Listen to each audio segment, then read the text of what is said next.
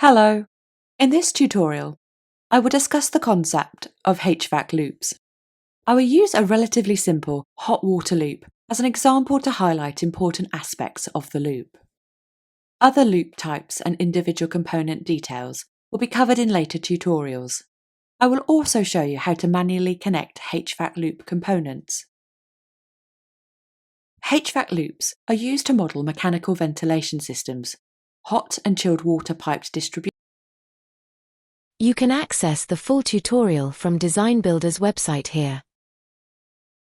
This page contains our extensive range of free tutorials, including an introduction to the software and more details on Designbuilder's key capabilities and workflows. The tutorials are all short, enabling you to quickly and easily view the most important details in your areas of interest. They provide an excellent guide for anyone wanting to evaluate Designbuilder. A direct link to this specific tutorial is included in the video description.